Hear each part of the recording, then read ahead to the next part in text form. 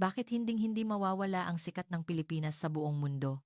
Alam mo ba ang pambihirang pangyayaring nagaganap ngayon sa buong mundo? Ang mga embahada ng Pilipinas sa iba't ibang bansa ay halos bumagsak na sa dami ng mga taong nag-a-apply ng bisa.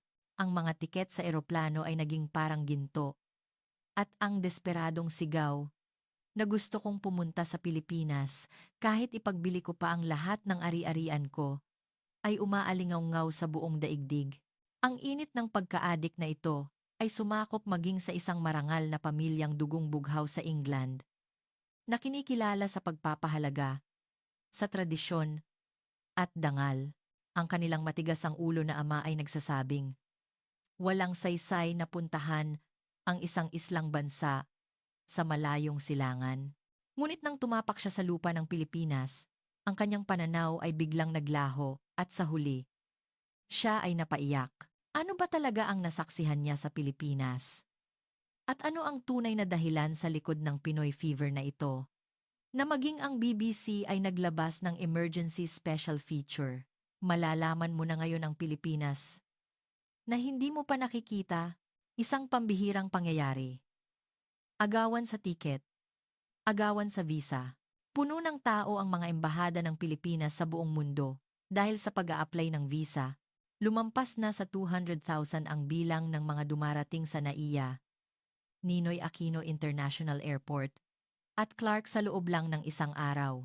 Nagaganap ang matinding agawan para sa mga tiket papuntang Pilipinas. Kahit nagdoble o nagtriple na ang presyo ng pamasahe sa eroplano, talagang pinipilit nilang makabili. At makikita mo ang malinaw na pagkakaiba ng mga taong nakakuha at hindi nakakuha ng tiket. Ang mga paliparan ng Naya at Clark ay nakapagtala ng record-breaking na bilang ng mga dumarating araw-araw at masasabing ang Filipino fervor ay kumakalat na sa buong mundo. Ang malaking agos na ito ay hindi rin nailagan ng nag-iisang marangal na pamilya ng mga aristokrata sa Inglaterra. Nang sabihin ng kanilang minamahal na mga anak na babae na gusto nilang pumunta sa Pilipinas, hindi makapaniwala ang mga magulang at sumakay sila mismo sa eroplano. Ngunit pagtapak pa lang nila sa airport ng Pilipinas, gumuho na ang kanilang mga paniniwala. Ano ba ang mayroon sa Pilipinas? At dagsa ang mga tao mula sa buong mundo. Maglalabas na kami ng katotohanan tungkol sa sitwasyong ito na maging ang BBC ay naglabas ng emergency special feature. Pero bago iyan, huwag kalimutang mag-subscribe at mag-like. Malaking tulong iyan para sa mas magagandang video. Ang unang pagkikita, ang bayani sa gitna ng kaguluhan. Kumusta? Ipinanganak ako sa isang mataas na lugar sa London at nagtatrabaho ngayon sa isang research laboratory ng medisina. Gumigising ako sa parehong oras. Sumusunod sa parehong ruta papasok sa trabaho at nag-aanalisa ng parehong data. Iyan ang buong buhay ko. Isa itong serye ng mga pangyayaring predictable. Iyon ay hanggang sa umagang iyon, nang biglang gumuho ang aking tahimik na mundo. Isa pa ring ordinaryong umaga. Ang subway underpass ng King's Cross Station ay puno, gaya ng dati, ng mga yapak. Sumalubong sa ilong ko ang pamilyar na amoy ng kape at bahagyang malamig na hangin. Bigla, may sumigaw ng, "Uwaa!" Nakita ko ang isang taong bumagsak sa sahig. Kasabay ng malakas na kalabog, isang matandang lalaki na may puting buhok. Hawak niya ang kanyang dibdib. Paulit-ulit nang umangga at sumasara ang bibig. Parang isda na inalis sa tubig. "Tulong! Kailangan ng ambulansiya. Anong gagawin natin? Anong gagawin natin?" Sumisigaw lang ang mga tao at walang gustong lumapit. Ganoon din ako. Para akong nakadikit sa sahig. Hindi ako makagalaw. Malakas ang kabog ng dibdib ko. Pero hindi ko alam kung ano ang dapat kong gawin. Eksaktong sa sandaling iyon. "Tumabi kayo! Doktor ako!" May isang lalaking sumugod. Sumisingit sa gitna ng maraming tao. Isang asyano na may itim na buhok at malinis tingnan. Walang pag-aalinlangan. Lumuhod siya sa tabi ng matanda. "Lolo, naririnig mo ba ako?" Tanong niya habang bahagyang inaalog ang balikat ng matanda. Nang makita niyang walang tugon, agad niyang kinapa ang leeg ng matanda. walang pulso, cardiac arrest. Ang mga kilos niya ay kasing natural ng agos ng tubig. Inalis niya ang butones ng kamiseta ng matanda at inilagay ang kanyang dalawang kamay sa gitna ng dibdib nito. At nagsimula siyang mag-compress ng malakas. 1, 2, 3. Ang boses niya na nagbibilang ay umalingaw-ngaw sa buong underpass. Ikaw na may pulang coat doon! Bigla, tumingin siya sa akin ng diretsyo. May AED sa dingding. Dalhin mo rito. Ang katawan ko, na tila nagyelo ay nagsimulang gumalaw.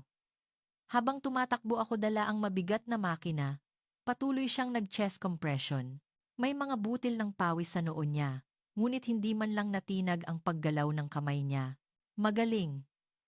Ikabit mo ang mga pad, sabi niya habang binubuksan ang AED. Nakikita mo ang mga larawan, tama? Gawin mo lang iyon. Inikabit ko ang mga pad sa dibdib ng matanda, gamit ang nanginginig na mga kamay. Mula sa makina, umalingaw-ngaw ang boses na nag-aanalisa. Lumayo po! Tumabi kayong lahat! Sigaw niya. PEW! Kasabay ng electric shock. Umangat ang katawan ng matanda. Tiningnan niyang muli ang pulso. Wala pa. Tuloy ang compression. Tumulo ang pawis mula sa noo niya. Ngunit hindi siya tumigil. Dapat masakit na ang braso niya. Pero wala siyang ipinakitang reaksyon. Tanging ang kagustuhang magligtas ng buhay ang bumalot sa kanyang mga mata. Nang dumating ang mga paramedic, umubo ang matanda at nagmulat ng mata, nailigtas siya. Palakpakan ang mga tao sa paligid. Bravo! Ang galing! Ngunit tahimik siyang tumayo, pinagpagan ang kanyang damit at nagtangkang umalis. Teka muna! Hinawakan ko ang braso niya. Maraming salamat talaga. Kung wala ka, ngumiti siya ng mahiyain at umiling. Wala iyon. Ginawa ko lang ang nararapat. Kahit pangalan mo na lang sana. Isa lang akong dumaan. Bahagya siyang yumuko at naglaho sa gitna ng maraming tao. Ngunit sa maikling sandaling iyon, ang kanyang malalim at determinado na tingin ay umukit sa kaibuturan ng puso ko. Habang pauwi ako, hindi nawala sa isip ko ang eksena, ang tapang niya na sumugod ng walang pag-aalinlangan, habang ang lahat ay nagdadalawang isip, ang katumpakan ng kanyang mga kamay na nagligtas ng buhay. At maging ang likod niya habang umaalis nang walang inaasahang anumang kapalit. Nang gabing iyon, naintindihan ko. Sa unang pagkakataon sa buhay ko, nakakita ako ng isang tunay na bayani, ang asyanong binatang iyon na hindi ko alam ang pangalan, ang malamig na hapunan at ang init ng Pilipinas. Sa hapunan ng gabing iyon, ang aming malaking mesa ay kasing lamig at tahimik ng isang glacier. Tanging ang tunog ng mga kubyertos na tumatama sa porselana sa ilalim ng crystal chandelier ang bumabasag sa katahimikan. Ang utak ko ay punong-puno ng mga pangyayari sa tanghali. Ang kaguluhang ingay, ang sigaw ng mga tao, at ang kalmadong boses ng isang lalaki na nagpatahimik sa lahat. Ang puso ko ay nanginginig pa rin sa matinding kaba. Ang aking ama ay elegante na humihigop ng wine habang nagkukwento, gaya ng dati, tungkol sa dangal ng aming lahi. Ngunit sa araw na iyon, ang kanyang mga salita ay tila hungkag. Naglakas loob ako at nagsalita. Ama, nakita ko kanina sa King's Cross Station na may isang binata na nagligtas ng tao. Nagpakita siya ng bahagyang interes sa aking sinabi. Ngunit nang sabihin ko na ang binata ay isang asyano, ang tingin niya ay agad na lumamig. Humalakhak ang ama at inilapag ang baso ng wine. Sophie, magkaibang usapin ang tapang at dangal. Ang paggawa ng eksena sa gitna ng krisis ay hindi kagandahang asal ng isang gentleman. Pero ama, wala siyang hiniling na kapalit. Naglakas loob kong sinabi. Iyan ang taktika nila, Sophie. Sabi ng ama, ng buong diin. Nagkukunwari silang mapagpakumbaba para makuha ang atensiyon. Sa sandaling iyon, sumabat si Emily, ang aking kapatid. Ate, hindi kaya Filipino siya? Tanong niya nang nagningning ang mga mata. Oo, mukhang Filipino. Ang kwarto ni Emily ay punong-puno ng mga larawan ng P-pop idols at teleserye merchandise. Ate, alam mo ba? Ngayon, ang pinaka-cool na lalaki sa London ay Filipino. Sila ang pinakamagaling. Kumunot ang noo ng ama. Emily? Pilipinas na naman? Walang pinagkaabalahan sa oras ng hapunan. Pinagsabihan ni Ina si Emily ng mahinahon. Richard, nagbabago ang panahon. Elizabeth, ang ating lahi ay nagtatanggol sa dangal ng Imperyong Britanya sa loob ng 500 taon. Nakalimutan mo na ba iyon? Ngunit ang timbangan sa loob ng puso ko ay kumiling na sa isang panig. Ang dangal na ipinagmamalaki ng ama na may pangalan at lahi na parang balat kayo. At ang dangal ng binata na nagligtas ng buhay sa pamamagitan lamang ng aksiyon na hindi ko alam ang pangalan.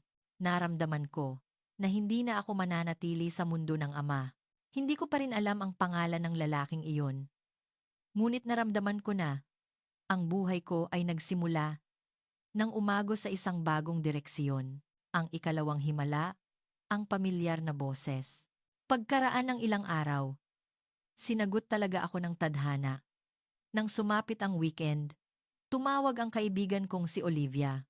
Sophie, lagi ka na lang nasa bahay.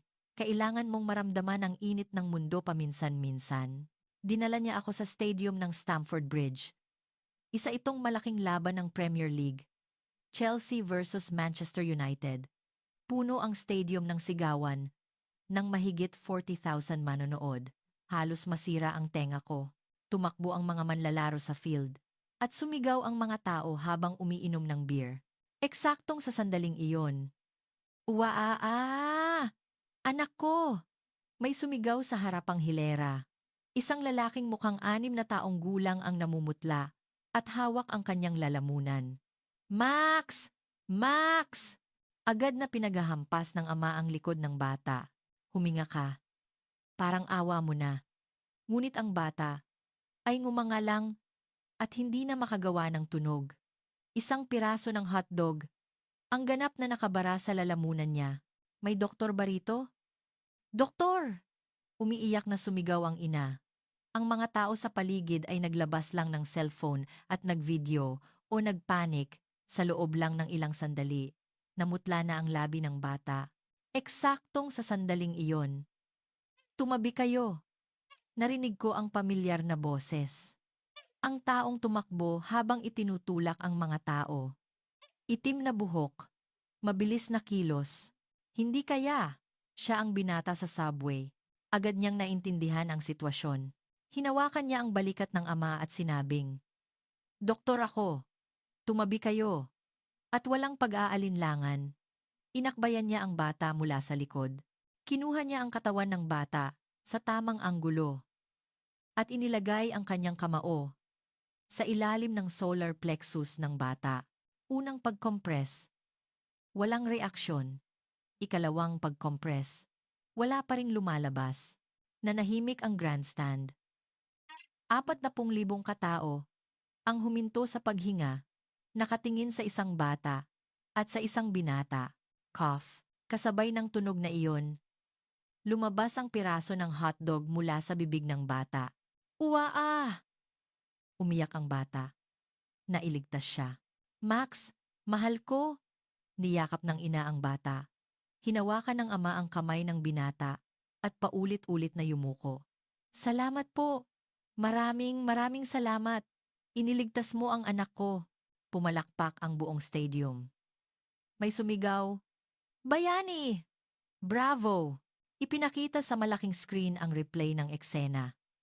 Ipinakita ng malapitan ang binata na kalmado na nagliligtas sa bata. Tumayo ang mga manonood at nag-standing ovation. Yumuko siya ng mahiyain at nagtangkang umalis sa upuan. Sa pagkakataong ito, hindi ko siya pinatakas. Iniwan ko si Olivia at tumakbo. Teka muna! Hinawakan ko ang braso niya. Lumingon siya. At nang makita niya ako, nanlaki ang mga mata niya. Ah, ikaw yung nakita ko sa subway. Opo, nagkita ulit tayo. Ang puso ko ay bumilis ang pagtibok. Parang hindi na ito coincidence. Ngumiti siya ng mahiyain. Nagulat din ako. Ang liit pala ng London. Sa pagkakataong ito, sasabihin mo na sa akin ang pangalan mo, hindi ba? Ah, opo.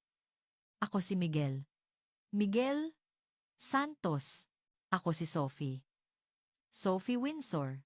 Nagkamay kami. Ang kamay niya ay mainit at matibay. Galing po kayo sa Pilipinas? Tanong ko. Opo. Doktor ako ng emergency medicine. Nandito ako sa St. Mary's Hospital sa London para sa short-term training. Kaya pala ang kalmado at professional mo. Doktor ka pala ng emergency medicine. Fan po ba kayo ng Chelsea? Tanong ko. Tinuturo ang stadium. Hindi po. Sa totoo lang, hindi ako masyadong mahilig sa soccer. Sagot niya habang tumatawa. Nakuha ko ang tiket sa kasamahan ko sa ospital at pumunta ako para manood. Pero hindi ko inasahan na mangyayari ito. Ang galing mo namang magligtas ng buhay ng 2 beses. Natural lang po iyon dahil doktor ako. Sa Pilipinas, kahit sino ay tutulong kapag may ganyang nangyari. Hindi po kami tinuruan na magdaan lang kapag may nakita kaming bumagsak. Marahil, ganoon din ang ginawa ng ibang doktor na Filipino. Kahit sino ay tutulong. Anong klaseng bansa ba talaga ang Pilipinas?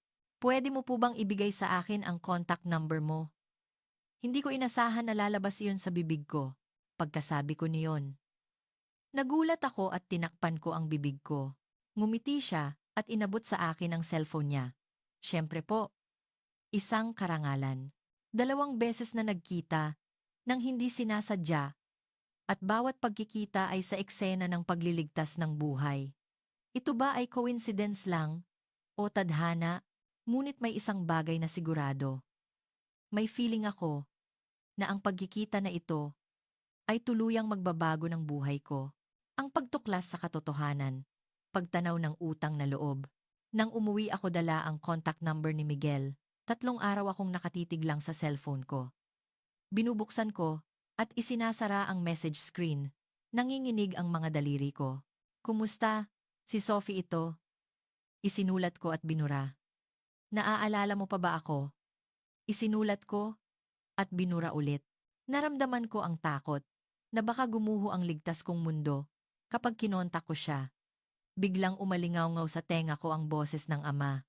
Huwag kang makikialam sa mga taong hindi mo kadugo, Sophie. Ngunit ang mainit ng ngiti ni Miguel, ang kanyang tapat na tingin na nagligtas ng buhay, ay paulit-ulit na bumabalik. Hindi niya ni minsan ipinagmalaki ang sarili niya. Sa halip, sinabi pa niyang, natural lang iyon, at kahit sino ay gagawa niyon. Sa huli. Nang sumapit ang 2 a.m., ng ika-4 na araw, naglakas loob ako. Kumusta? Si Sophie ito. Nagpapasalamat ulit ako sa pagtulong mo sa bata noong araw na iyon. Kung may oras ka, gusto mo bang magkape? Pagkatapos kong pindutin ang send button, nagkumot ako. Halos sumabog ang puso ko. Pagkalipas ng 5 minuto, dumating ang sagot. Bukas ng hapon. May oras ka ba? Alam ko ang isang magandang cafe. Sa Covent Garden, kinabukasan. Mas maaga ako ng 1 oras kaysa sa karaniwan. Hinarap ko ang salamin. Inayos ang buhok ko. Inayos ulit. Nang dumating siya, muling tumibok ng malakas ang puso ko. Matagal ka na bang naghihintay? Tanong ni Miguel, habang papalapit siya ng nakangiti. Hindi, kararating ko lang din. Nagsinungaling ako. Umupo kami sa isang maliit na cafe na magkaharap. Nakakagulat, napakahusay niyang magsalita ng Ingles. Kamusta ang London? Tanong ko. Maganda po. Lalo na ang medical system. Kahanga-hanga. Kahit na umunlad din ang Pilipinas, marami pa rin kaming dapat matutuhan. Hindi ba magaling din ang medical system ng Pilipinas? Sa ilang aspeto, world class po kami. Nagningning ang mga mata niya. Sa sistema ng emergency rescue, success rate ng operasyon at medical technology, may mga bahagi na nalampasan na namin ang UK. Pero narito ako para pag-aralan ang matagal na karanasan at system ng UK, isang sagot na mapagpakumbaba, ngunit may pagmamalaki. Nagpatuloy siya. Ang mga Filipino po ay maalalahanin, lalo na kapag may nakita kaming nahihirapan, hindi namin kayang pabayaan. Naaalala pa namin ang utang na loob sa tulong na ibinigay ng buong mundo noong panahon ng pagbangon pagkatapos ng digmaan. Kaya tinuruan kami na ngayon na ang aming pagkakataon na suklian iyon, digmaan. Ang digmaan na laging sinasabi ng ama. Ngunit ang digmaan na lumabas sa bibig ni Miguel ay hindi sugat, kundi alaala ng pasasalamat. Ang ganda namang pag-alala sa utang na loob. Natural lang po iyon. Nagbigay din ng medical assistance ang UK noon. Laging sinasabi ng lolo ko na noong bata pa siya, natulungan siya ng isang medical team ng Britanya.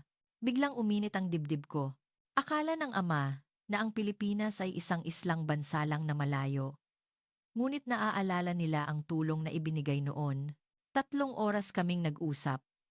Tungkol sa medisina, kultura, at pangarap namin sa isa't isa. Marunong siyang makinig.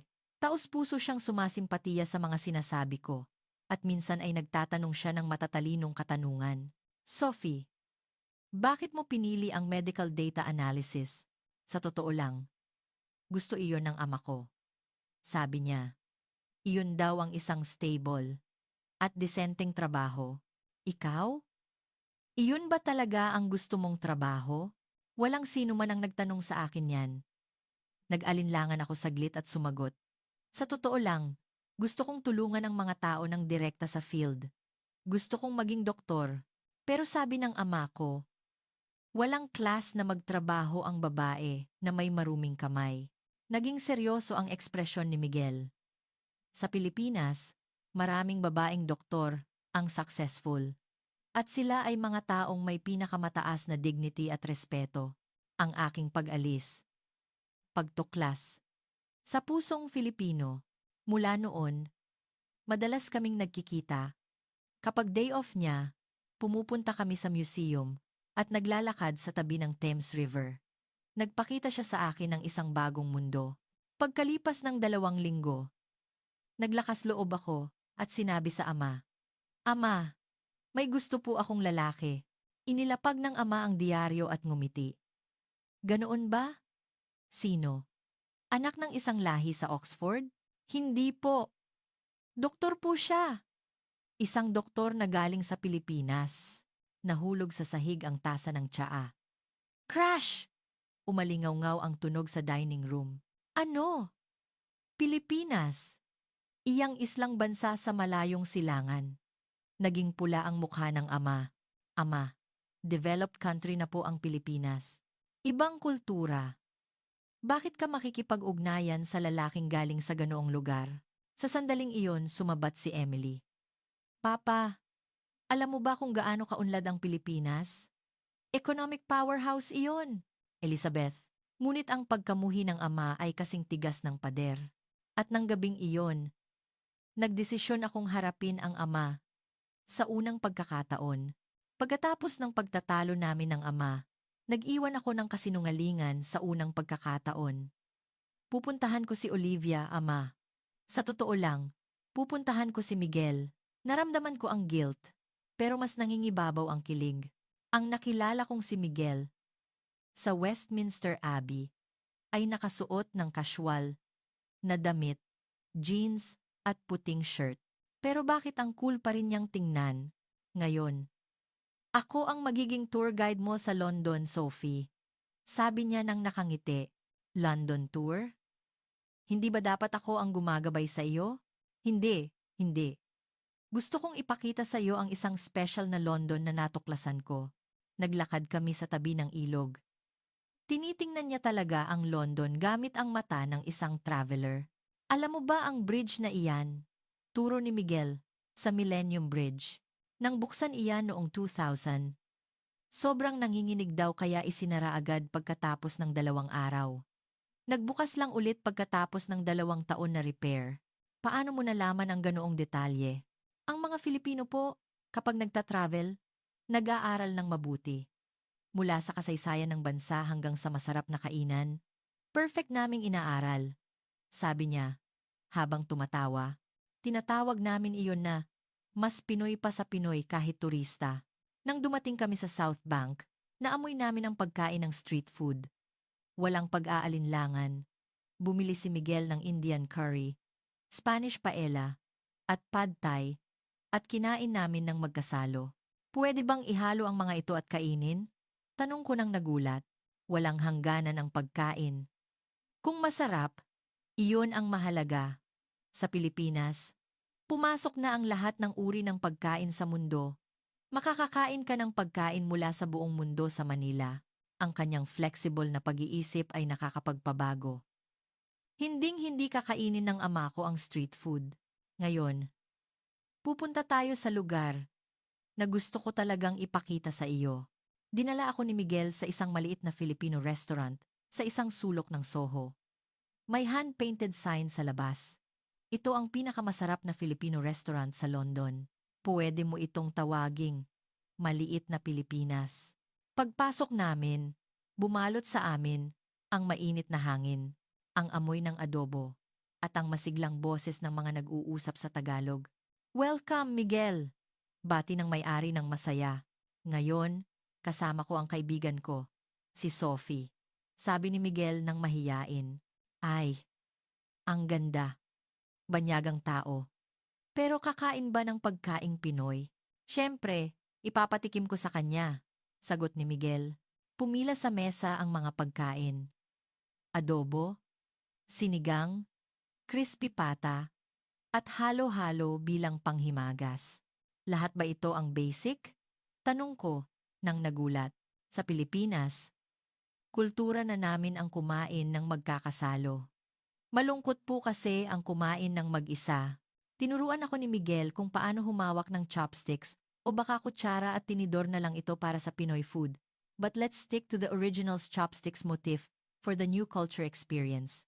Hawakan ang itaas na chopstick gamit ang hinlalaki at hintuturo at suportahan ang ibaba gamit ang gitnang daliri. Paulit-ulit na nahuhulog ang pagkain dahil sa aking clumsy na paghawak. Napakahirap. Dahan-dahan lang. Ganyan din lahat ng bata sa Pilipinas sa simula. Hinawakan niya ang kamay ko at inayos ang posisyon. Uminit ang mukha ko sa mainit niyang paghawak. Nang tikman ko ang adobo, nagulat ako. Maalat, matamis, at malalim ang lasa. Masarap, mas masarap pa iyan sa kanin, turo ni Miguel. Ibang-iba ito sa lasa ng pagkain sa UK. Sa Pilipinas, may kasabihan kaming magkakasalo sa isang mesa, sabi ni Miguel. Habang naglalagay ng manok sa plato ko, ang pagkain ng magkasama ay pagbabahagi ng puso. Kaya nakikipaghapunan kami sa mga taong gusto naming makilala. Ang ganda namang pagbabahagi ng puso sa pamamagitan ng pagkain. Mula pa noong panahong kaunti lang ang pagkain. Ang pagkain ay mahalagang komunikasyon. Ang diwa ng pagbabahagi iyon din ang ugat ng hospitality. O bayanihan, biglang uminit ang dibdib ko. Akala ng ama ko na ang Pilipinas ay isang malayong bansa lang. Ngunit ang kanilang damdamin ay may malalim na kasaysayan at kultura. Nang matapos kaming kumain at aalis na kami, inabot sa amin ng may-ari ang isang balot. "Heto, dalhin mo sa inyo. Service ko iyan dahil girlfriend ka ni Miguel." "Hindi na po. Salamat." Nag-alinlangan ako, ngunit ipinilit ng may-ari na ibigay iyon sa kamay ko. Sa Pilipinas, kung tatanggihan mo, minsan, mas magiging impolite ka pa, bulong ni Miguel sa akin. Sabihin mo lang, "Salamat po," at kunin mo na. Pagkalabas namin ng restaurant, nagtanong ako, "Magkamag-anak ba kayo ng may-ari?" "Hindi. Regular customer lang ako." "Hindi naman pala kayo pamilya. Bakit ang bait niya sa iyo?" Ngumiti si Miguel ng may init. Ganyan po ang mga Filipino. Napakainit ng puso. Lalo na ang diwa ng pagtutulungan, nakatanim iyon sa amin. Mula ng araw na iyon, mas lumalim pa ang ugnayan namin. Ngunit sa bahay, kailangan ko pa ring magsinungaling. Ang totoong dangal, ang diwa ng bayanihan. Isang buwan na ang nakalipas. Mula nang makilala ko si Miguel, isang Sabado ng umaga, nakita ko ang isa pa niyang kakaibang bahagi. "Sophie, Gusto mo bang samahan ako sa isang special na lugar ngayon? Tanong ni Miguel sa telepono. Special na lugar? Lugar na pinupuntahan ko linggo-linggo. Medyo mahirap yata, okay lang ba sa iyo? Nagkaroon ako ng kuryosidad. Dinala niya ako sa isang maliit na simbahan sa silangan ng London. Sa isang lugar na pinagtitipunan ng mga homeless. May lumang sign na nakasabit. Libreng clinic. Anong ginagawa mo rito? Volunteer work. Ginagamot ko po ang mga taong hindi nakakakuha ng medical benefits. Pagpasok namin sa gusali, kasabay ng amoy ng disinfectant, nakita ko ang dose-dosenang homeless. Iba't ibang uri ng tao, matatandang lalaki, at mga binata. Dr. Santos. Isang matandang lalaki ang ngumiti, nang masaya nang makita si Miguel. Nandito ka na naman ngayong linggo. Tito George, kumusta ang tuhod mo? Salamat sa iyo. Medyo gumaling na. Talagang mabisa iyang ointment na ibinigay mo. Nagsimulang mag-check up si Miguel, nakasuot ng white coat. Tumulong ako sa tabi niya, nag-aayos ng mga kagamitan, at nagtatala ng charts. Ang unang pasyente ay isang babaeng nasa gitnang edad na may matinding ubo. Habang gumagamit si Miguel ng stethoscope, nagtanong siya, Mary, kailan pa ito? Mga 1 buwan na. Pero wala akong pera para magpa-ospital. Kalmadong nag-examine si Miguel at kinuha niya ang gamot mula sa sarili niyang bag. Ito, sapat na ito sa 1 linggo. Siguraduhin mong iinumin mo lahat ha at matulog ka ng mas makapalang kumot. Doktor, wala na bang bayad sa gamot? Wala na po. Pero mangako ka sa akin. Inumin mo ang gamot at bumalik ka ulit next week. Napuno ng luha ang mata ng babae. Salamat. Dr. Santos. Ang pangalawang pasyente ay isang sundalo na pilay. Lumuhod si Miguel at tiningnan ang paa niya. Masakit ang luma mong sugat, Michael. Naiintindihan ko. Napakahirap niyan. Sa sandaling iyon, lumambot ang mukha ng matanda. Ikaw ang unang doktor na nagsabi niyan. Naunawaan mo ang sakit ko. Maingat na ginamot ni Miguel ang sugat. At taos-puso siyang nakinig sa mga kwento ng matanda noong nakaraan. Sa loob ng 3 oras, hindi tumigil si Miguel sa pagtingin sa mga pasyente. Ang nakakagulat ay naaalala niya ang pangalan at medical history ng lahat ng pasyente. Sam, kailangan mong bawasan ang matatamis dahil may diabetes ka. Ana, may asma ka. Laging dalhin mo ang inhaler mo. Habang nagpapahinga kami saglit sa lunch break, nagtanong ako. Paano mo naaalala ang lahat? Ang isang doktor, hindi lang po sakit ang tinitingnan, kundi ang tao. Seryosong sagot ni Miguel. Kailangan mong tingnan ang buong buhay ng tao para magamot mo ng maayos. Ang sakit ay bahagi lang ng buhay ng tao, pero wala namang bayad ito. Ngumiti si Miguel. May salitang noblesse? Oblige. Hindi ba? Ang mga mayroon ay dapat magbigay sa lipunan. Sa Pilipinas, may kasabihan kaming, ang bayanihan ay hindi lang para sa kapwa, kundi para na rin sa sarili. Ibig sabihin, ang kabaitan na ginagawa mo sa iba ay babalik din sa iyo. Nagawa kong maging doktor dahil sa suporta ng lipunan. Ngayon, turn ko na para suklian iyon. Nang matapos ang klinik at palabas na kami, lumabas ang mga homeless at kumaway kay Miguel. Salamat, Dr. Santos. Bumalik ka next week. Anghel ka. Ngumiti si Miguel nang mahiyain at binati silang isa-isa. Hindi ako makagalaw sa harap ng eksenang iyon.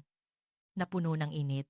Sa mundo ng ama ko, ang mga mayaman at may pangalan ang iginagalang. Ngunit sa mundo ni Miguel, ang mga nagbabahagi ng kanilang kayamanan ang minamahal. Sino ba talaga ang tunay na dugong bughaw? Sa puso ko, may sagot na. At hindi nagtagal, ilalabas ko na ang sagot na iyon sa harap ng ama ko. Ang pagbabago ng pananaw, BBC at ang Filipino Pride. Nang umuwi ako, isinara ko ang pinto ng kwarto ko at tiningnan ang larawan namin ni Miguel. Larawan iyon na kinunan sa harap ng klinik. Nang makita ko ang mainit niyang ngiti, muling kumabog ang dibdib ko. Ate, anong tinitingnan mo? Pumasok si Emily. Nang hindi ko matok, nagpanik ako at tinangkang itago ang larawan. Pero huli na. Ay! Sino ito? Ang gwapo naman! Nagningning ang mga mata ni Emily, parang bituin. Umupo siya sa kama at nagsimulang magtanong. Wala akong nagawa kundi ikuwento ang tungkol kay Miguel. Ang pagliligtas niya sa matanda sa subway, ang pagtulong niya sa bata sa stadium, at ang linggo-linggo niyang free clinic sa mga homeless. Ang galing naman! Doktor na, volunteer pa, parang bida sa teleserye, pero tutol ang ama dahil Filipino siya. Biglang tumayo si Emily at kinuha ang smartphone niya. Sunod-sunod niyang ipinakita sa akin ang mga balita mula sa BBC News at The Guardian Times. Ate, alam mo ba kung gaano kasikat ang Pinoy pop culture ngayon sa buong mundo? Nag-scroll siya sa screen at ipinakita ang ranking ng Netflix. Nasa itaas, ang mga Filipino anime at series. Gusto ng lahat ng kaibigan ko sa eskwelahan na pumunta sa Pilipinas. Ang taas ng ratio ng mga gustong mag-aral sa Manila. Si Jessica nga, nagtrabaho na sa isang Filipino tech company. Kinuha ni Emily ang t-shirt niya sa closet na may nakasulat sa Tagalog at ipinakita sa akin. Malinaw na nakasulat ang salitang, "Mahal kita." Nag-aaral ako ng Tagalog. Plano kong mag-working holiday next year. Nagulat ako. Salungat sa pagkamuhi ng ama, si Emily ay tumatakbo na papunta sa Pilipinas. Ate, nagbago na ang mundo. Ang Pilipinas na ang pinaka-cool ngayon, sabi ni Emily ng seryoso. Kung pinakawalan mo iyang doktor na iyan, pagsisisihan mo iyan habang buhay. Pagkaalis ni Emily, naglakas loob ako at nagpadala ng message kay Miguel. Sabi ko, naging fan niya si Emily at ang cool daw ng Pilipinas. Ang importante, Sophie, ano ang nararamdaman mo? Uminit ang dibdib ko sa kanyang tugon. Nagdesisyon akong hindi na magtago at harapin ang katotohanan. Ilang araw ang nakalipas, isang Biyernes ng gabi, ang buong pamilya ay nagtitipon sa living room at nanonood ng BBC News. Umiinom ang ama ng whiskey habang nagbabasa ng diaryo. Ito ang headline ngayon. Ibabalita namin ang sandali ng himala na nangyari sa Stamford Bridge. Nang itaas ko ang mukha ko sa boses ng caster, nagulat ako nang makita ko ang screen. Si Miguel ang lumabas. Kinumpirma ang balita na may isang binata ang nagligtas ng bata na na-choke habang nanonood ng laro ng Chelsea. Sa harap ng libu-libong manonood, nag-play ang CCTV footage ng stadium. Malinaw na ipinakita ang eksena kung paano tumakbo si Miguel at kalmado siyang gumamit ng Heimlich maneuver. Nagpatuloy ang reporter. Kinumpirma na isa siyang doktor ng emergency medicine na galing sa Pilipinas. Ang nakakagulat na katotohanan ay nagligtas din siya ng isang cardiac patient sa King's Cross Station, isang buwan na ang nakalipas. Lumabas pa ang footage ng subway. Malabo. Ngunit nakita ko ang anyo ni Miguel. Ang tasa ng tsaa sa kamay ng ama ay huminto. Lumabas ang isang medical expert bilang commentator.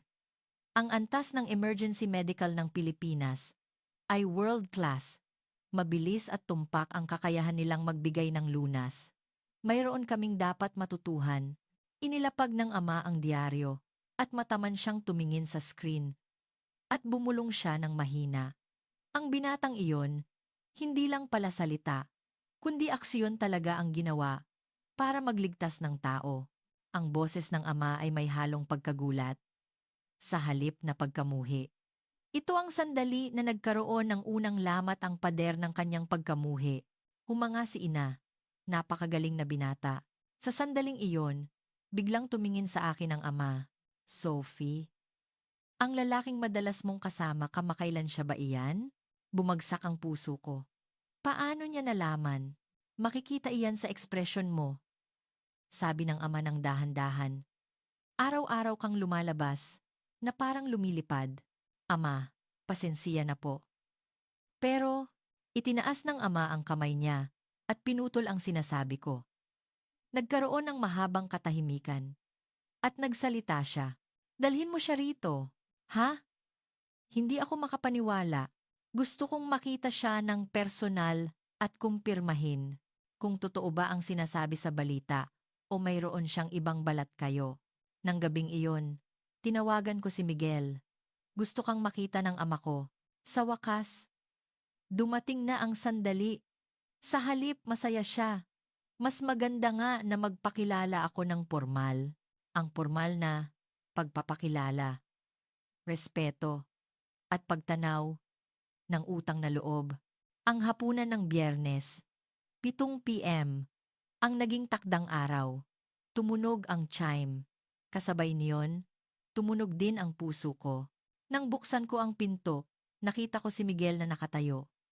Nakasuot siya ng itim na suit, may tie na kulay crimson, at may dala siyang bouquet ng bulaklak at wine sa isang kamay. Ang kanyang buhok ay maayos, at ang sapatos niya, magandang gabi, Sophie. Ngumiti siya ng malumanay. Pagpasok namin, nakaupo na ang ama. Ang tingin niya ay matalim. Sinisiyasat si Miguel mula ulo hanggang paa. Ang ina ay mainit na sumalubong sa kanya, at si Emily ay kumaway ng nagningning ang mga mata. Umupo ka. Ang boses ng ama ay malamig, maingat na nagbigay ng bati si Miguel. Kumusta po, Lord Richard? Isang karangalan po na makilala kayo. Ako po si Miguel Santos. Perfect ang kanyang British etiquette. Medyo nagulat ang ama, ngunit hindi niya binago ang ekspresyon niya. Nagsimula ang hapunan, at pagkatapos ng ilang sandali ng katahimikan, ilang taon ka na? 22 po ako. Doktor ako ng emergency medicine sa isang university hospital sa Manila. Inilapag ng ama ang wine glass, at nagsimula siyang magtanong ng seryoso. Makakaya mo bang panagutan ng anak ko? Ang bansa mo at ang mundong ginagalawan namin ay magkaiba. Biglang nanlamig ang mesa. Ngunit hindi nataranta si Miguel. Sa halip, yumuko siya ng maingat at sumagot siya ng kalmado ngunit may lakas. Lord Richard, habang nag-aaral ako ng medisina, lagi kong iginagalang ang bansang UK. Kumunot ang noo ng ama. Opo. Mula kay Fleming, na nag-imbento ng penicillin, hanggang sa maraming pioneer na nagtatag ng pundasyon ng modernong medisina, galing sila sa UK. Huminga si Miguel ng bahagya at nagpatuloy. Noong panahong magulo ang mundo, maraming buhay ang nailigtas ng medical ng Britanya. Ang lolo ko ay nailigtas din noon, at hinding-hindi niya iyon nakalimutan habang buhay. Bahagyang nagbago ang ekspresyon ng ama. Hindi niya inasahan ang sagot na iyon. Ang mga Filipino po ay hindi nakakalimot sa utang na loob. At tinuruan kaming suklian iyon sa lipunan. Iyan din po ang dahilan kung bakit ako pumunta sa UK. Gusto kong matuto sa advanced medical system at mag-ambag, hindi lang sa sarili kong bansa kundi sa buong mundo. Tumingin sa akin si Miguel at nagpatuloy. Ganoon din po ang pagmamahal ko kay Sophie. Ang mahalagang blessing na ito na natanggap ko. Susuklian ko iyan ng mas malaking kaligayahan habang buhay. Sa Pilipinas, tinatawag namin iyon na pagtanaw ng utang na loob. Naging tahimik ang dining room. Tinitigan ng ama si Miguel. Hindi lang iyon simple love confession. Isang sagot iyon na may respeto sa kasaysayan at may pilosopiya. Humanga si ina at nagsalita. Napakalalim ng pag-iisip ng binata. Gayunpaman, hindi pa rin nawala ang pag-aalinlangan sa mata ng ama. Madaling magsalita, ngunit karapat-dapat ba talaga ang Pilipinas na tirhan ng anak ko? Ibang kultura at kaugalian, isang islang bansa sa malayong silangan.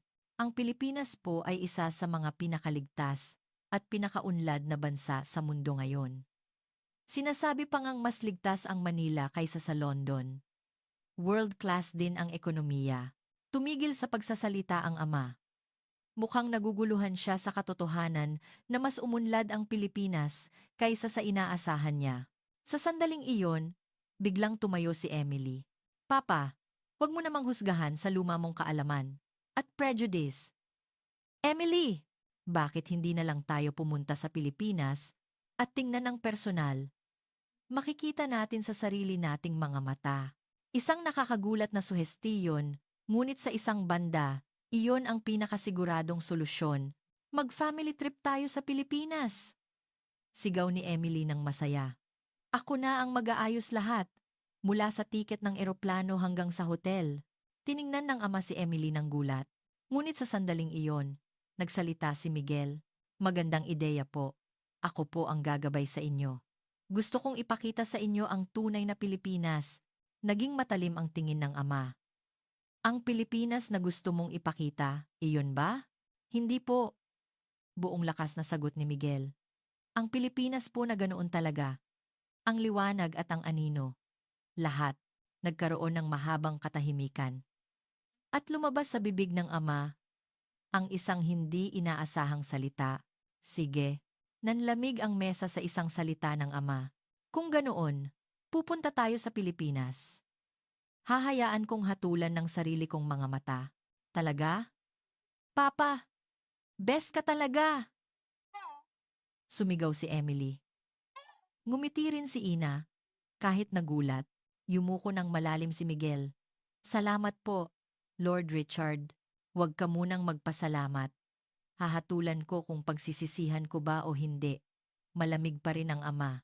Ito ay isang pagsubok. Para sa iyo at sa bansa mo. Tumulo ang luha ko na. Kanina ko pa pinipigilan. Naramdaman ko ang ginhawa at takot ng sabay. Kinuha na ni Emily ang smartphone niya at naghanap ng mga tiket ng eroplano. Business class ng Philippine Airlines. Maganda ito, ate. Emily! Kumalma ka! Nagbuntong hininga ang ama. Ngunit hindi ko nakaligtaan na bahagyang nakaangat ang sulok ng bibig niya, tumayo si Miguel at nagsalita. Aayusin ko po ang itinerary at ipapadala ko sa inyo para makita ninyo ang nakaraan, kasalukuyan at kinabukasan ng Manila.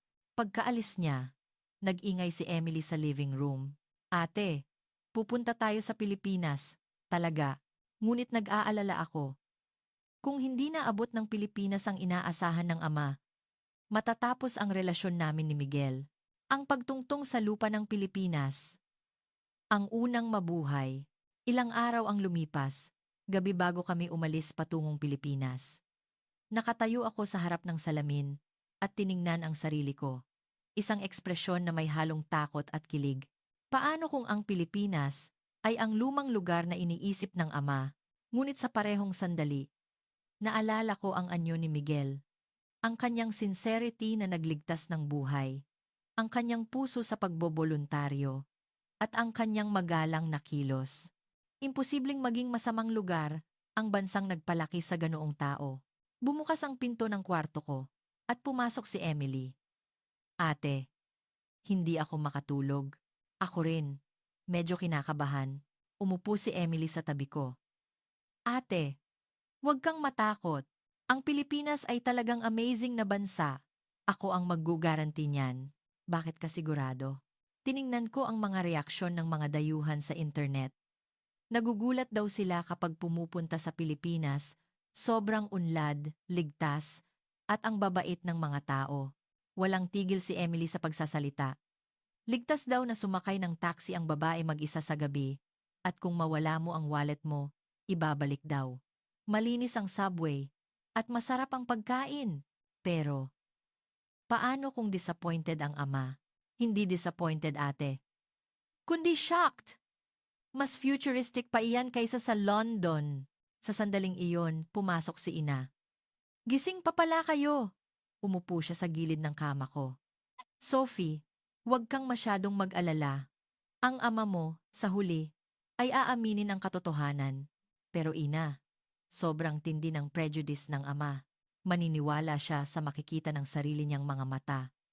At kung ang taong pinili mo ay ganoon, tiyak na maganda rin ang bansang iyon.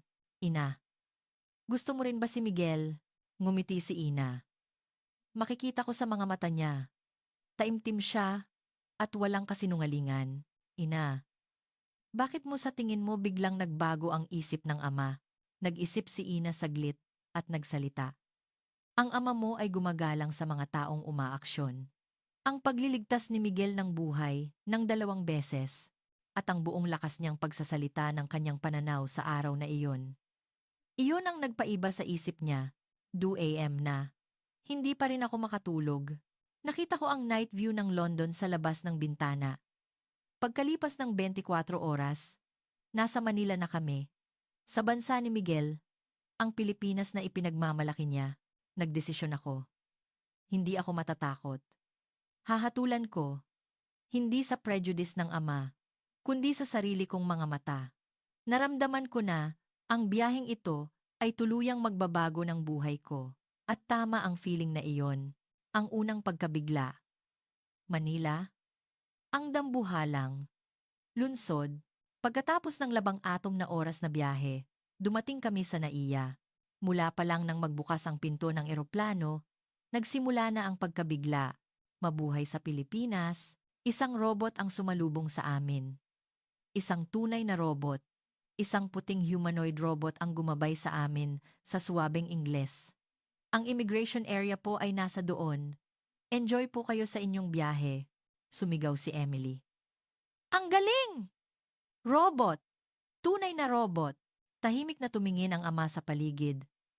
Ang dambuhalang glass wall na umaabot sa kisame. Ang mga video ng magagandang tanawin ng Pilipinas na umaagos mula sa LED screen. Ang sahig ay kasing kinang ng salamin.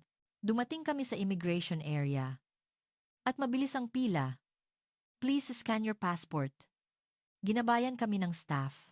Ngumiti si Miguel at nagsalita. Lord Richard, may face recognition gate po. Tingnan lang po ninyo ang camera. At okay na. Dumaan ang ama sa gate ng nag-aalinlangan at agad na natapos ang authentication. Wala pang 10 segundo. Posible ba ito? Sa unang pagkakataon, nagpakita ang ama ng ekspresyon ng pagkagulat. Naka-install na po ang latest system sa Pilipinas. Paliwanag ni Miguel. World-class smart airport po ito. Nagulat ulit kami sa baggage claim. Nakalabas na ang mga bagahe namin. At maingat na nakahanay ang mga ito ng staff. Ang maingat naman, habang naglalakad kami para sumakay ng airport train, ang espasyo ay malinis at futuristic. Sumakay kami sa tren. Wow! May wifi. Libre. Humanga si Emily. Ang bilis pa. Hindi mo iyan maiisip sa subway ng London. Umalis ang tren. Kahit mabilis, halos hindi ito umuuga. Halos walang ingay. At nakita namin ang tanawin mula sa bintana. Habang papunta sa downtown. Ay, ang laki! Humanga si Ina. Ang skyline ng Manila. Ang bumungad sa labas ng bintana. Walang katapusang mga skyscraper na nagtataasan. Ang complex na mga highway. Isang dambuhalang metropolis na pinagsama ang nature at lunsod. Ibang level ito kaysa sa London. Bahagyang nakanganga ang ama.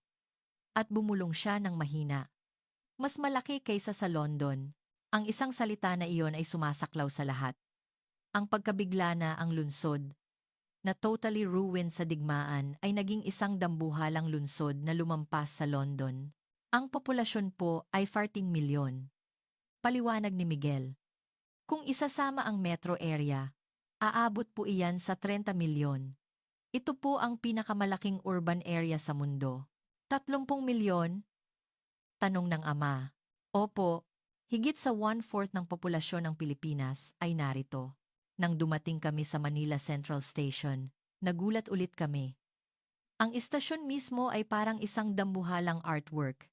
At isa ring shopping mall, mga department store, restaurant, at ang magandang lumang istasyon. Ito ba ang istasyon? Nanlaki ang mata ni Emily. Sa taxi papunta sa hotel, nagtanong ang ama. Maliwanag ba ang lunsod na ito kahit sa gabi? Hindi po natutulog ang lunsod na ito. 24 oras. Sagot ng driver. Bukas ang mga convenience store kahit hating gabi. At sinasabi na ito ang may pinakamagandang public safety sa buong mundo. Pinakaligtas sa mundo? Nag-aalinlangang tanong ng ama. Opo, okay lang po na maglakad mag-isa ang babae sa gabi. Pagpasok namin sa lobby ng hotel, sabay-sabay na yumukod ang staff. Mabuhay! Ang ginantaang mabuhay, naging mabilis ang check-in sa tablet. Ang elevator ay nagbukas ng pinto bago pa man namin pindutin ang button. Predictive AI po ang gumagabay sa mga bisita. Paliwanag ni Miguel. Ang night view ng Manila mula sa suite room sa apat na palapag ay kahanga-hanga. Milyon-milyong ilaw ang dumadaloy na parang ilog. Tumayo ang ama sa bintana at tumitig saglit at umiling siya at nagsalita. Tila nagkamali ako sa akala ko. Ito ang sandali na nagkaroon ng unang malaking lamat, ang pader ng kanyang pagkamuhi. Ngunit, simula pa lang ito, araw 2, ang luma at bagong Manila, at ang diwa ng pagsasama. Kinabukasan ng umaga, pumunta kami sa Intramuros at Escolta. Nang tumayo kami sa harap ng San Agustin Church, ang dambuhalang chandelier at ang arkitektura ay bumalot sa amin. Mayroon itong daan-daang taon ng kasaysayan, paliwanag ni Miguel. Maingat naming iniingatan at inaayos ang mga lumang gusali. Kahanga-hanga, humanga ang ama. Naglakad kami sa paligid ng Intramuros. Puno ito ng sigla. Nag-iingay ang mga turista. Wow! Ang ganda ng simbahan na iyon. Nag-ingay si Emily. Nang pumasok kami sa loob ng simbahan, nagulat kami sa solemnity nito. Ang amoy ng incense, ang tahimik na hangin, ang ganda ng mga carving. Humanga si ina. Ang galing nilang gumawa ng ganitong arkitektura sa bato at kahoy. Ang tradisyonal na arkitektura ng Pilipinas ay nagpapahalaga sa pagkakaisa sa kalikasan, paliwanag ni Miguel. Ang teknik ng pag-uugnay ng kahoy nang walang gamit na metal. Matibay din iyan sa lindol. Pagkalabas namin sa Intramuros, pumunta kami sa isang barotsaya at barong Tagalog rental shop. Tuwang-tuwa na si Emily. Ate, magsabarotsaya tayo. Ang best nito sa Instagram. Nagpakita rin ng kuryosidad si ina. Sa huli, nagsuot kaming lahat ng tradisyonal na damit. Nagsuot ako ng barotsaya na kulay sky blue at si Emily naman ay kulay pink. At nang alukin namin ang ama, nakakagulat, pumayag siya. Ang ama, na nakasuot ng barong Tagalog na kulay navy blue, ay mas maganda pa sa inaasahan. Lord Richard, bagay na bagay po sa inyo. Humanga si Miguel. Naglakad kami sa lumang kalye na nakasuot ng barong. Ang makikitid na eskinita, ang tanawin ng mga bubong na clay tile ay maganda. Ang nakakagulat ay na may mga taong nakatira pa talaga sa mga lumang bahay na iyon. May nakatira pa talaga sa mga lumang bahay na ito?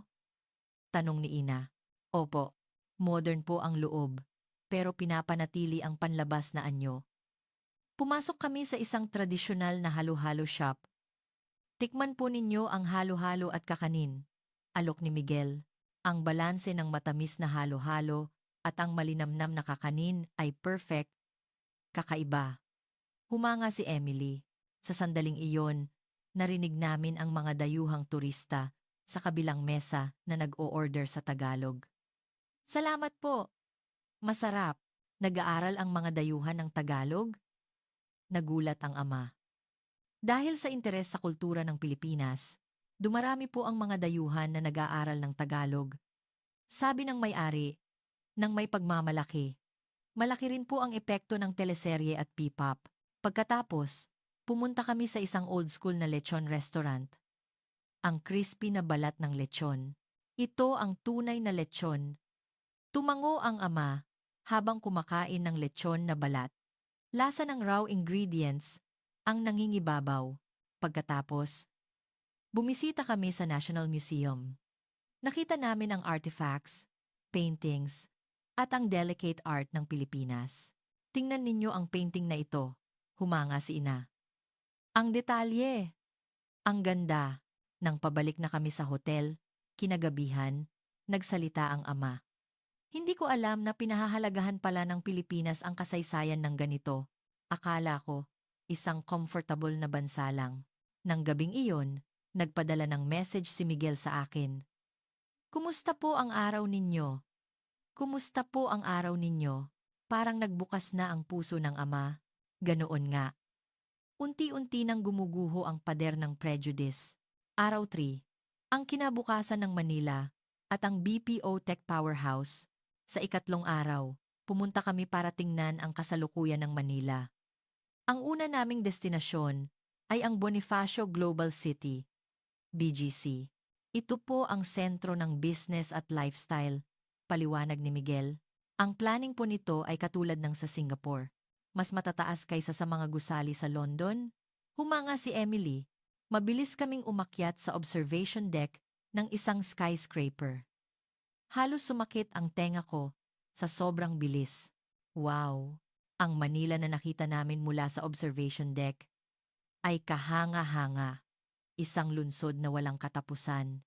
Isang dambuhalang panorama na pinagsama ang dagat at lungsod. Ayon po ang Manila Bay, turo ni Miguel sa malayo.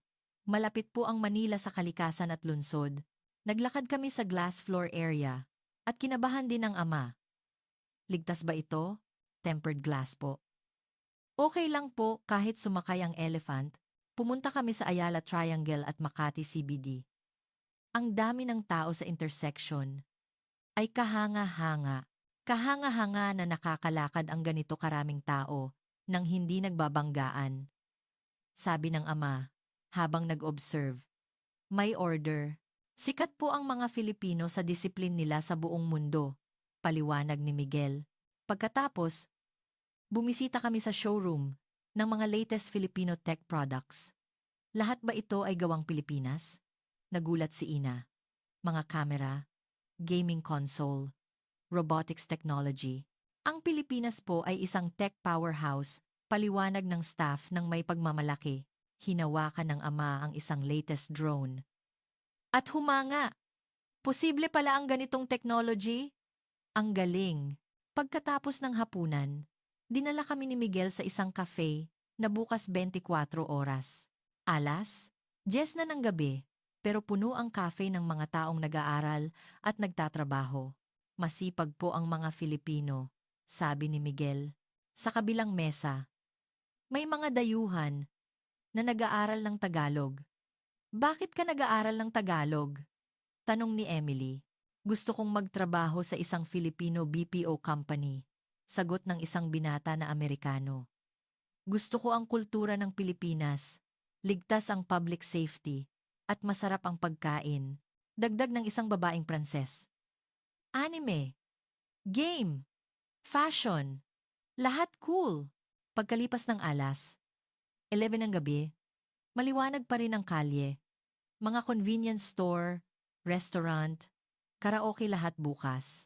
Hindi talaga natutulog ang lungsod, humanga ang ama. Pero ligtas ba? Sa sandaling iyon, dumaan ang mga dalaga ng nakangiti. Hindi sila mukhang nag-aalala. Kahit gabi na. Ang Pilipinas po ay isa sa pinakaligtas na bansa sa mundo. Buong lakas na sabi ni Miguel. Ligtas po na maglakad mag-isa ang babae sa gabi. Sa taxi pabalik sa hotel, nagsalita ang ama. Ang energy ng lungsod na ito ay kahanga-hanga. Mas vibrant kaysa sa London. Nang gabing iyon, pumunta si Emily sa kwarto ko at nagsalita ng excited. Ate, mukhang shock na shock ang ama. Hindi niya alam na ganoon pala kagaling ang Pilipinas. Ganoon nga. Mabilis na gumuguho ang pader ng prejudice. Araw-apar. Ang puso ng pamilyang Filipino. Ang ika-4 na araw ay isang special na araw. Inimbitahan kami sa bahay ng mga magulang ni Miguel. Pupunta ba talaga ang ama? Nag-alala ako. Ngunit nakakagulat. Pumayag ang ama ng buong puso. Doon ko lang malalaman ng maayos kung makikita ko ang totoo nilang buhay. Ang mga magulang ni Miguel ay nakatira sa isang high-end condo sa Makati. Mula pa lang sa entrada, nagulat na kami. Nagbukas ang pinto sa auto-lock system. Mabuhay! Ang layo ng pinanggalingan ninyo. Masayang sumalubong sa amin. Ang ina ni Miguel, pagpasok namin sa bahay, nagulat kami sa sophisticated interior design. Mula sa bintana ng living room, tanaw ang buong Makati skyline. Ang ganda ng view, humanga si ina. Ang mesa ay puno ng magagandang Filipino dishes na parang haute cuisine, kinilaw, pansit, pritong isda, kare-kare. Kayo po ba ang nagluto lahat nito? Ito po ang Filipino hospitality, sagot ng ina ni Miguel. Lalo na kapag importanteng bisita, taos-puso kaming naghahanda habang kumakain, nagsalita ang ama ni Miguel. Nag-aral din po ako sa UK noong bata ako. Marami akong natutuhan doon. Ganoon po ba? Nagpakita ng interes ang ama. Noon, ang UK po ay isang pangarap para sa amin. Iginagalang ko pa rin. Pero ngayon, may sarili na ring lakas ang Pilipinas. Anong lakas? Delicacy at harmony. Sagot niya. Sa medisina man o sa technology, maingat ang mga Filipino sa maliliit na detalye. Habang nagbabalat ng prutas ang ina ni Miguel, nagsalita siya. Natutuwa ako dahil napakabait ni Sophie. Maswerte ang anak ko. Hindi po, ako po ang maswerte. Nahiya ako. Walang kinalaman ang nationality. Kung mabuti ang tao, iyon ang mahalaga. Halos maiyak ako sa init ng kanilang hospitality. Mukhang touch din ang ama. Pagkatapos ng hapunan, ipinakita ng ama ni Miguel ang library niya. Puno ng libro, ang buong pader. Maraming medical books. Nagpakita ng interes ang ama. Kalahati po niyan ay English originals. Kinuha ng ama ni Miguel ang isang libro. Alam ninyo po ito? Oxford Medical Textbook. Oh, iyang libro na iyan. Natuwa ang ama. Iyan ang inirerekomenda ko sa mga estudyante ko. Agad silang nagkasundo sa usapin ng medisina. Kahit magkaiba ang specialization nila, may sympathy sila bilang medical practitioners.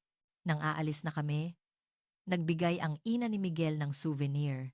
Mga kakanin na nakabalot sa magandang native cloth. Small token lang po, souvenir po sa pagbisita ninyo sa Pilipinas. Maraming salamat po. Touched si ina. Sa kotse, nagsalita ang ama. Ang babait nila. Tinanggap nila tayo ng walang prejudice. Ang araw na iyon ay ang araw na naramdaman namin.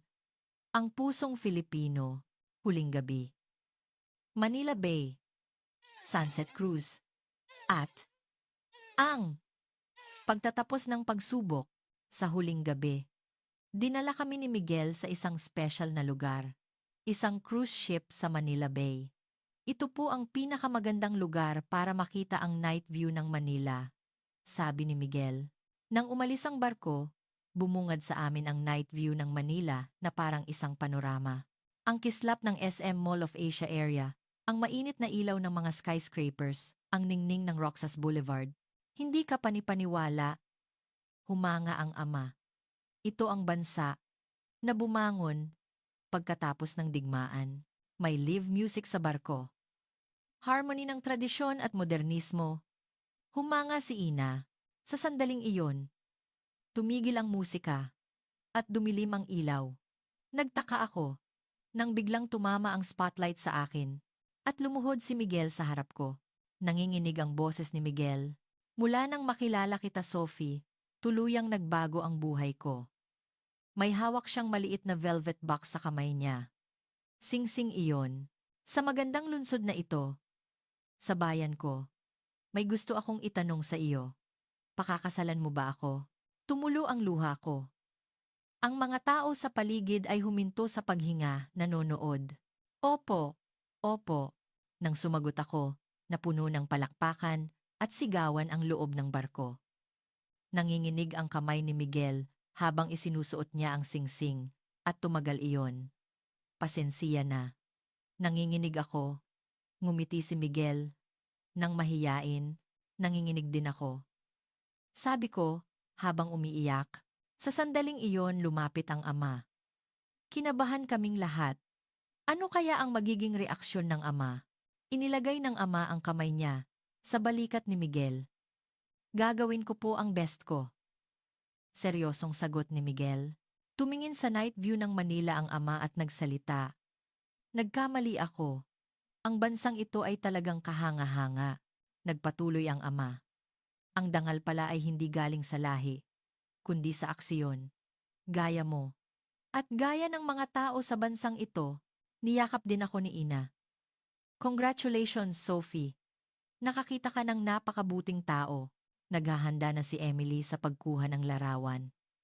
Ate, Instagram hit ito! Manila Bay proposal. Nang pabalik na ang barko sa port, may lumabas na mga fireworks. Maganda ang fireworks na bumabalot sa langit. Inihanda mo rin ba ito? Tanong ko. Hindi po. Coincidence po talaga ito. Nagulat din si Miguel. Parang festival po ngayon. Tadhana. Ngumiti ang ama. Maging ang langit, pinagpapala kayo. Kahit pabalik na kami sa hotel ng gabing iyon, nagpatuloy ang pagbati ng pamilya. Ang ganda ng pamilya ni Miguel. Sabi ng ama ng taos puso. At sa wakas, nakita mo na ang Pilipinas ng personal. Tinanggal mo na ang prejudice mo. Hindi ba? Tanggal na talaga. Aminado ang ama. Ang Pilipinas, ang kinabukasan. Ngayon ko lang naintindihan, ang kinabukasan, ang Pilipinas bilang sentro ng mundo. Isang linggo, pagkatapos naming bumalik sa London, naging usap-usapan ang SNS post ni Emily. Ang ate ko, engaged sa isang Filipino doktor. Manila Bay proposal. Umakyat sa milyong views at 500,000 likes sa loob lang ng isang araw. At bumaha ang mga comment. Inggit, Filipino guys ang best. Gusto ko ring pumunta sa Pilipinas. Isang araw, tumawag ang BBC. Sophie, gusto naming mag-interview sa inyo. Ang tema, pag-ibig ng British aristocrat at Filipino doctor. Sa simula, tumanggi ako. Ngunit sinabi ni Miguel, magandang pagkakataon po ito para makilala ng tama ang Pilipinas. Nang araw ng broadcast, puno ng kaba ang studio. Paano kayo nagkakilala? Nakita ko po siya na nagliligtas ng cardiac patient sa subway at nagkita ulit kami, parang tadhana. Kumusta ang Pilipinas? Ibang-iba sa prejudice ko. Ligtas, unlad, at higit sa lahat, mainit ang mga tao. Umiyak din ang ama. Sinabi po na tumutol daw kayo sa simula, nakakahiya. Pero totoo po, nagkaroon ako ng prejudice. Pero nang pumunta ako ng personal, ang Pilipinas ay isang kahangahangang bansa. Ngayon, masaya ako dahil nagkaroon ako ng mapagmataas na manugang. Pagkatapos ng broadcast, mainit ang reaksyon. Kailangan ko ring pumunta sa Pilipinas. Nag-apply ako ng visa sa Pilipinas. Ang mga Filipino anime at teleserye ay hindi lang fantasy. Tumawag din ang mga kaibigan ko. Sophie, nag-apply ako sa Filipino Tech Company. Sa London branch ng Ayala Corp. Mabilis na kumalat ang pagbabago. Dumami ang Tagalog classes sa mga universidad sa London. At puno ang job fair ng mga Filipino companies. Bumabaha rin ang mga tanong sa ospital ni Miguel. Paano po ako makakapag-aral ng medical training sa Pilipinas? Gusto kong mag-apply sa University Hospital sa Manila. Isang araw, may nakakagulat na balita. UK Health Authority. Nagpaplanong tularan ang Filipino medical system. Nang per Section C, tiningnan ng ama ang diaryo at nagsalita. Ngayon, oras na para matuto ang UK sa Pilipinas. Sa panahong iyon, kumilos din ang gobyerno ng Pilipinas. Pagpapalawak ng global talent attraction, pagpapalakas ng suporta para sa mga dayuhan. Ang mga tiket para sa Filipino cultural event ay agad na nabenta. Ang mga Filipino restaurant ay hindi na ma-reserve. Nang kumalat ang balita ng kasal namin, bumaha ang mga pagbati. Sana maging tulay kayo ng dalawang bansa. Dahil sa inyo, nagkaroon ako ng interes sa Pilipinas. Naging tulay nga kami. Tulay sa pagitan ng UK at Pilipinas. At isang taon ang nakalipas, asawa na ako ni Miguel at nakatira kami sa Manila. Pagkagising ko sa umaga, tanaw ko sa bintana ang Manila Bay. Isang magandang tanawin na nagbabago ang kulay sa bawat season. Ngayon, tagsibol at puno ng buhay. Naanho-ho-ho and ho-ho. Sophie, breakfast na. Tawag ni Miguel mula sa kitchen.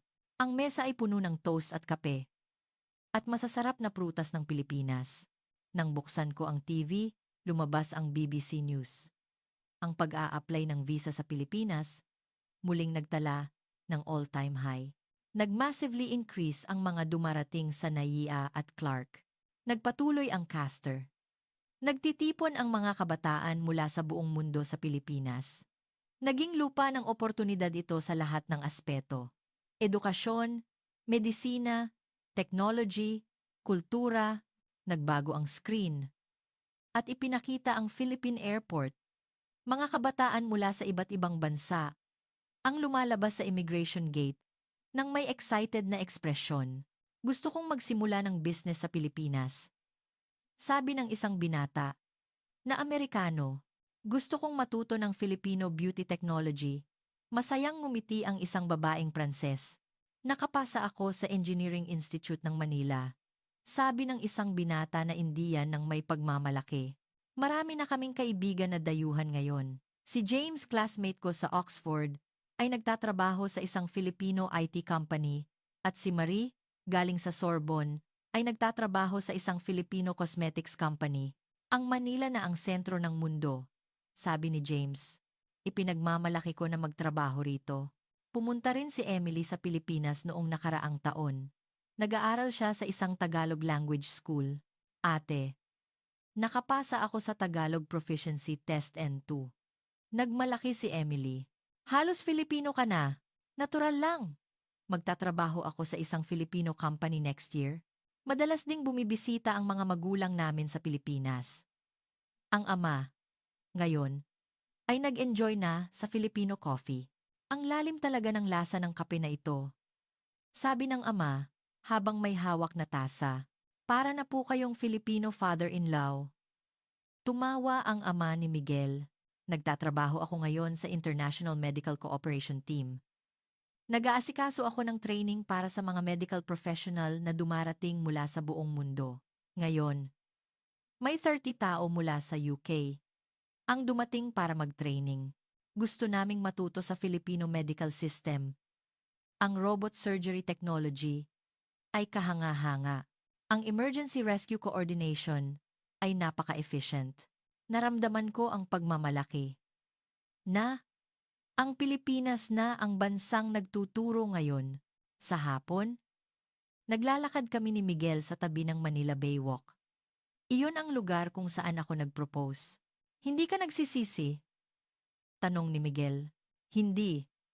Ni minsan. Sagot ko. Ito ang tahanan ko. Totoo. Ang Manila ay tahanan ko na.